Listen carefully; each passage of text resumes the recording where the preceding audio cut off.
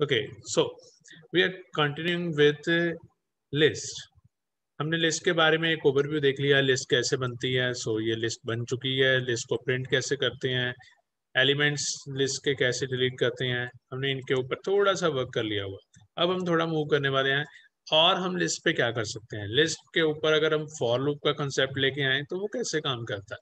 List के elements को one by one assess करना हो तो वो कैसे काम करेगा. तो वो सारी चीजें हम चेक करने वाले हैं. फर्स्ट ऑफ ऑल मैं यहाँ पे एक लिस्ट बना रहा हूँ. लेट अस सपोज उस लिस्ट का नाम मैंने रख दिया है स्टूडेंट्स. ठीक है जी. तो उस लिस्ट का नाम है स्टूडेंट्स इक्वल टू. तो लिस्ट कैसे बनाते हैं वो ऑल नोज. यहाँ पर जो है स्क्वायर ब्रेसेस डालेंगे. स्क्वायर ब्रेसेस के अंदर सिंगल कोट्स के अंदर मैं स्टूडेंट्स के नाम डालना शुरू कर रहा हूँ. राम, राम डाला. उसके बाद यहाँ डाला कॉमा. नेक्स्ट नेम मैंने डाल दिया श्याम. ओके, तो कॉमा डाल के नेक्स्ट नेम मैंने डाल दिया अंकित. ओके, नाउ लेट्स सपोज यहाँ मैंने 3 नाम एंटर कर दिए हैं. ठीक, तो ये हमारी लिस्ट तैयार हो चुकी है. अब मेरे को फॉर लूप की हेल्प से ये लिस्ट के ईच एंड एवरी एलिमेंट को असेस करना है. ठीक है जी. तो मैं क्या करूंगा, मैंने यहाँ पे लिखा फॉर. अब ये फॉर लूप कैसे काम करेगी. For space. यहाँ पर फॉर का सिंटेक्स काफी डिफरेंट है, पर अभी हम सिर्फ लिस्ट के पॉइंट ऑफ व्यू से फॉर को समझेंगे. बाकी फॉर का लेक्चर आगे आएगा. We will discuss detail for loop. तो फॉर, उसके बाद मैं यहाँ पे क्या लिखूंगा, मैं यहाँ पे एक वेरिएबल बनाऊंगा नया वाला. ठीक है जी. वो नया वेरिएबल क्या है, वो that variable is a kind of variable which will contain the value of list and will print in for loop. तो यहाँ पर मैंने लिखा name. For name in space डालकर किस में चेक करनी है नेम, स्टूडेंट्स में. स्टूडेंट्स लिस्ट है. और अब देखो फॉर लूप के बाद बॉडी होती थी, ब्रैकेट स्टार्ट करके फॉर के बाद बॉडी बनाते थे. तो बॉडी बनती थी, तो यहाँ पर क्या डाल दिया मैंने, कॉलन. कॉलन डालने के बाद एंटर प्रेस किया. अब यहाँ मैं क्या करूंगा, यहाँ मैं लिख दूंगा प्रिंट. क्या प्रिंट कर दूंगा, नेम. ठीक है जी. Okay, let me check the output of this program. Control shift F10 जैसे ही मैंने प्रेस किया तो यू ऑल कैन सी यहाँ पर हमें आउटपुट दिख गई है कि अब हमारे नाम जो हैं वो कुछ इस तरीके से प्रिंट हो रहे हैं. राम, नेक्स्ट लाइन में श्याम, फिर अंकित एंड सो ऑन. मीन्स अगर हम डायरेक्टली प्रिंट करते हैं किसको, लिस्ट को, जैसे मैंने यहाँ पे लिस्ट को प्रिंट कर दिया तो वो कुछ इस तरीके से दिखाएगा. देखो अब जब हमने डायरेक्टली लिस्ट प्रिंट किया तो वो कुछ ऐसे लिस्ट को दिखाता है. ये है हमारी लिस्ट. जब हमने लिस्ट के जो वैल्यूज हैं उनको एक वेरिएबल में डलवा के फॉर लूप के साथ असेस करके उसको वन बाय वन प्रिंट किया तो वो हमने देखा कि वो प्रिंट कैसे हुआ. राइट. तो ये बेसिकली कंसेप्ट है. ये क्या हो रहा है कि हम लूप के थ्रू ईच एंड एवरी जो एलिमेंट है उसको असेस कर रहे हैं. तो अगर हम इसे बोलें कि ये ट्रैवर्सिंग है तो या it's a kind of A traversing, जो एरे में भी आप लोगों ने पढ़ी हुई है. ठीक है जी. ओके, तो ये बेसिक सिनेरियो है. इसमें जो हमने देखा जाए तो ये जो नेम यूज किया है, राइट, तो नेम ये बेसिकली वेरिएबल है जो कंटेन करेगा वैल्यू. तो कुछ इस तरह से हमारी जो जनरली बात करें लिस्ट में हम फॉर लूप का यूज करके वैल्यूज को फेच कर सकते हैं. अब थोड़ा आगे चलते हैं.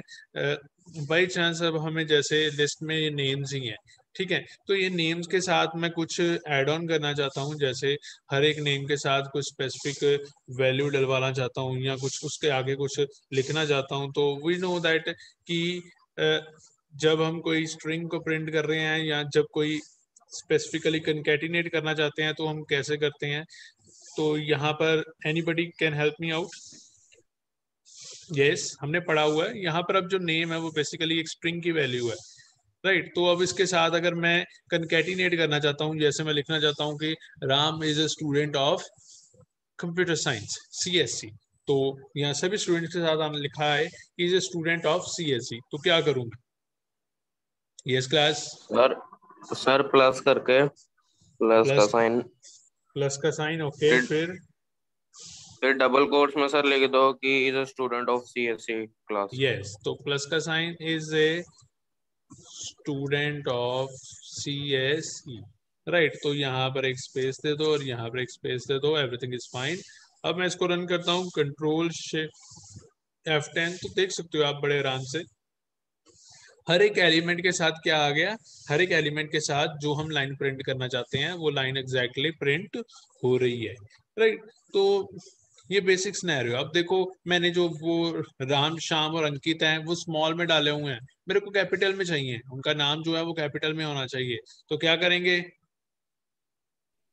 सर अपर कर देंगे, नेम डॉट अपर हो नेम जाएगा। Dot U double P E अब आर अपर फंक्शन को कॉल कर देंगे। अब कॉल मैं कर इसको रन देंगे। करता हूं तो यू कैन सी, जैसे मैंने इसको रन किया तो नाम जो है वो कैपिटल में हो गए हैं और वो बता रहा है कि ये सीएससी के स्टूडेंट्स हैं। ठीक है, हाँ जी class, everybody is getting this point. हम एक बेसिक कंसेप्ट यस समझ सर। रहे हैं कि लिस्ट को हम कैसे थोड़ा एडवांस में यूज कर सकते हैं, राइट। तो कुछ इस तरीके से ही हम चीजों को यूज में लेके आ सकते हैं। ठीक है, कुछ गलतियां हैं जो यूजुअली आप लोग कर सकते हो जिनका आपको ध्यान रखना है, राइट। कैसे मिस्टेक्स हैं, फॉर एग्जांपल अगर मैं यहीं पे फॉर लूप की बात करूं तो अगर मैं फॉर के साथ यहाँ पर स्प्रिंट को पीछे करके लिख दूंगा तो it will never run, right. ये तो एक सिंपल सा सिनेरियो है, बिल्कुल रन नहीं करेगा। क्यों नहीं रन करेगा, क्यों, क्योंकि जो हमारा प्रिंट फंक्शन है वो बेसिकली कैसे काम करता है, वो प्रिंट फंक्शन काम करता है, सॉरी, कोई भी लाइन जो स्टेटमेंट है जो हम किसी बॉडी के अंदर लिख रहे हैं तो वहां पे इंटेंटेशन हमें देनी जरूरी है। अगर वो हमें नहीं समझ आता तो मैं सिंपल कंसेप्ट बताता हूँ, जहां पर हम कॉलन लगा देते हैं उसके बाद जो भी लाइन लिखनी है वो 4 स्पेसिस के गैप पे लिखनी है, 1 2 3 4, then it will be like fine. नहीं तो आप सीधा टैब प्रेस करो वो वहां पे पहुंच जाएगा। अगर आपको टैब का कंफ्यूजन रहता है तो आप 4 स्पेसिस का यूज कर सकते हो, राइट। आई होप आप मेरा पॉइंट क्लियर है, आपको क्या मैं बताने की कोशिश कर रहा हूँ। तो कुछ ये सब चीजों से हम बड़े आराम से लिस्ट को यूज में लेके आ सकते हैं। सिमिलरली अब जब मैं बात करूं कि अब हमें फॉर लूप जो है वो बेसिकली किसी इंटीजर नंबर पे चलानी है या कोई स्पेसिफिक रेंज पे चलानी है तो वो कैसे काम करेगी, तो it's again too easy. For loop को अगर एक स्पेसिफिक रेंज पे चलाना है तो हम क्या लिखते हैं, फॉर स्पेस वेरिएबल नेम। तो वो वेरिएबल नेम कुछ भी हो सकता है, पर यूजुअली इंटरनेट पे देखोगे तो वो वैल्यू नाम का वेरिएबल दिखेगा। ठीक है जी, इन रेंज दे दी मैंने, क्या रेंज देनी है। अब यहाँ पर एक चीज बड़ी इंपॉर्टेंट है कि जो हम फर्स्ट एलिमेंट देते हैं वो फर्स्ट एलिमेंट इनसाइड कंसिडर होता है, मतलब उसको कंसिडर किया जाता है, और जो लास्ट एलिमेंट देते हैं उससे एक पहले तक वैल्यू कंसिडर होती है। फॉर एग्जांपल मैंने दे दी रेंज 1,5, तो वो क्या करेगा, वो बेसिकली 1 से लेके 4 तक हमें प्रिंट करके दिखा देगा। तो यहाँ पर मैं इसको प्रिंट करता हूँ, क्या प्रिंट करना है मेरे को प्रिंट करना है VALUE वैल्यू। तो अगर इस प्रोग्राम को अब मैं रन करता हूँ तो यूजुअली यहाँ पे कंट्रोल शिफ्ट F10 करूंगा तो you can see the output. हमें 1 दिखा, लेट मी, हमें 1 दिखा, 2 दिखा, 3 दिखा, 4 दिखा एंड सो ऑन, राइट।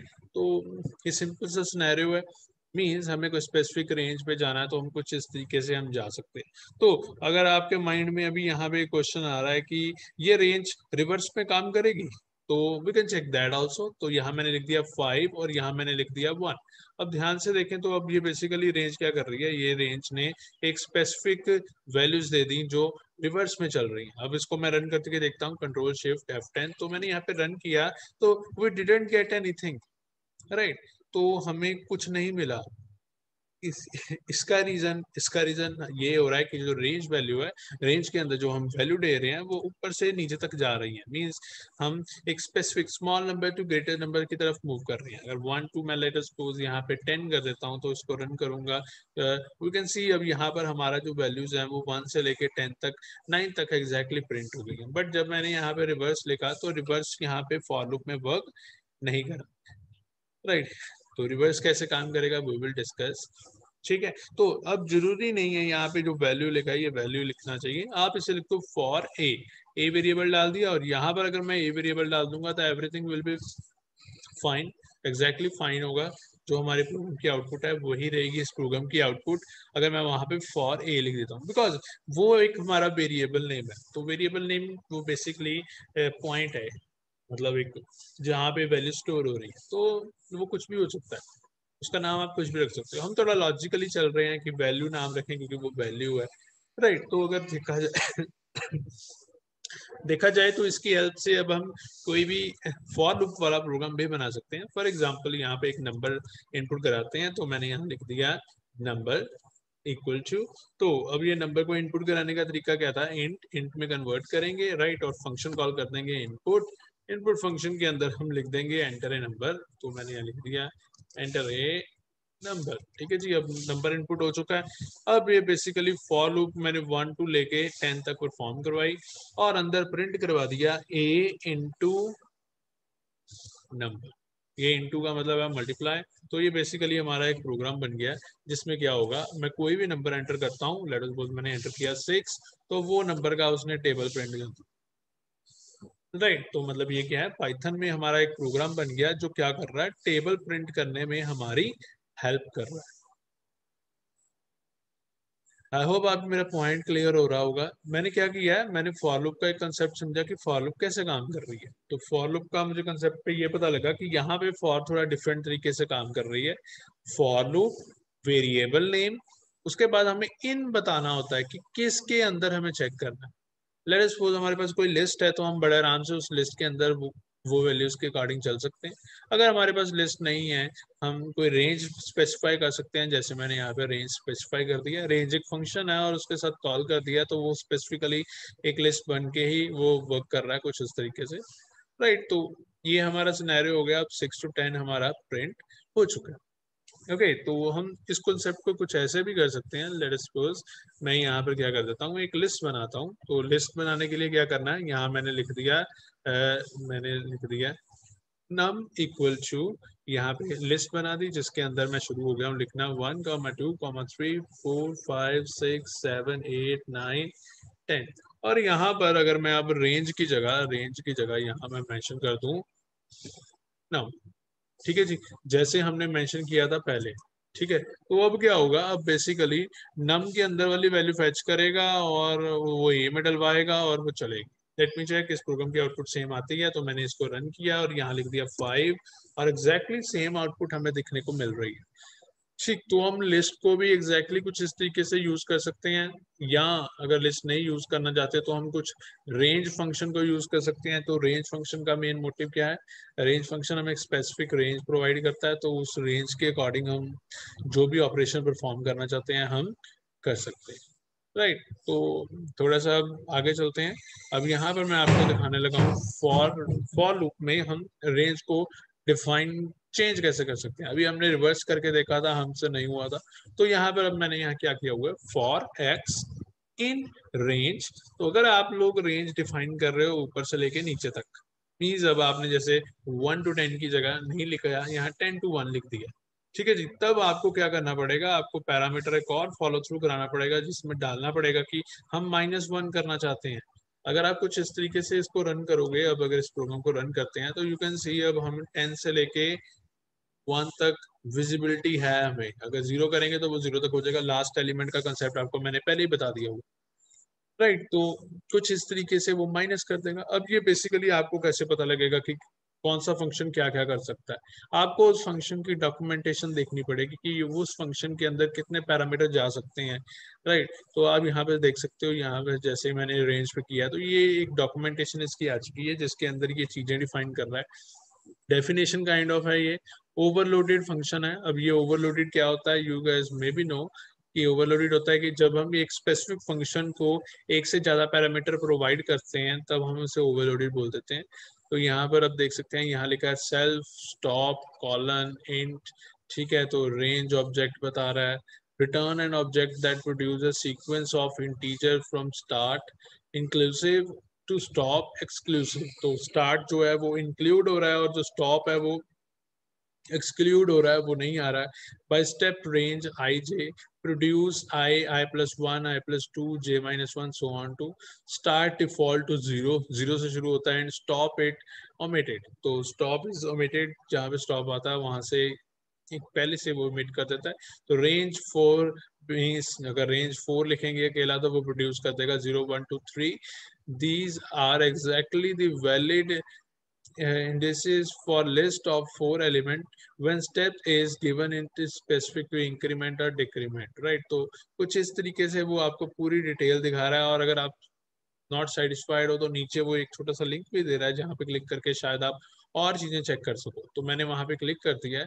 तो या we are available in range, तो हम रेंज के अंदर आ चुके हैं। तो यहाँ पे रेंज के रिगार्डिंग आपको चीजें करके दिखा रहा है। अब लिस्ट के अंदर हम रेंज लिख रहे हैं 10, तो उसने 0 to 10 कर दिया।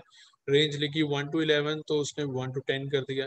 रेंज लिखी 0 to 30 और कॉमा डाल के 5 डाल दिया, तो 5 का मतलब हो गया कि अब वो 5 का डिफरेंस आएगा। तो उसने 5 का डिफरेंस है 0, 5, 10, 15, 20, 25 कर दिया। लिस्ट रेंज 0, 10, 3 कर दिया तो 3 का डिफरेंस हो गया। -1 कर दिया तो -1 का डिफरेंस हो गया।